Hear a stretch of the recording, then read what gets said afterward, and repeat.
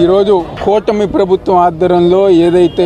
Fee reimbursement బకాయిలు చెల్లించకుండా లక్షలాది మంది విద్యార్థులు ఇబ్బంది పడుతున్నారో వాళ్ళకి మద్దతుగా, వాళ్ళకి తోడుగా ఈరోజు విద్యార్థి లోకం వైఎస్ఆర్సీయూ కానివ్వండి, ఏఎస్ఎఫ్ కానివ్వండి, ఒక రాష్ట్ర అధ్యక్షులు, రాష్ట్ర కార్యదర్శులు, రాష్ట్ర నాయకులు అందరూ గారు ఈరోజు విద్యార్థి లోకం అందరూ గారు విద్యార్థులకి అండగా కూటమి ప్రభుత్వానికి వ్యతిరేకంగా ఫీజు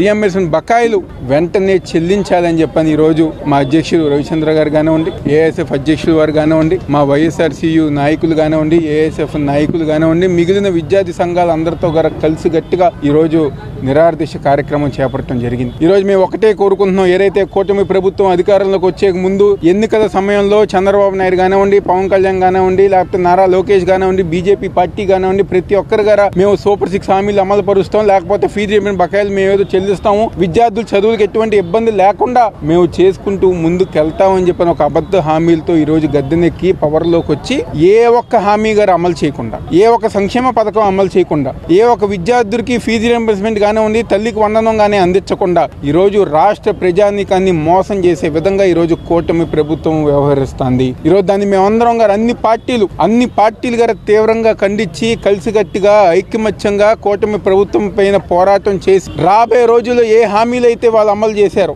ఏ హామీలు అయితే వాళ్ళు చెప్పారో, ఏ హామీలు అయితే వాళ్ళు ఇచ్చారో అవి అమలు పరిచే విధంగా ఈరోజు మేమందరం గారు కలిసికట్టుగా ముందుకు వెళ్తామని చెప్పని, ప్రజానీకానికి అండగా, ప్రజానీకానికి మద్దతుగా ముందుకు వెళ్తామని చాలా సంతోషం. ఈరోజు విద్యార్థులు అందరూ గారు కలిసికట్టుగా, ఎందుకంటే ఏ ఉద్యమం ప్రారంభించే ఉద్యమంలో విద్యార్థులు కనుక ఆ ఉద్యమంలో తోడైతే తప్పకుండా ఆ ఉద్యమం విజయవంతం అవుతుంది. ఈరోజు ఫీజు రియంబర్స్మెంట్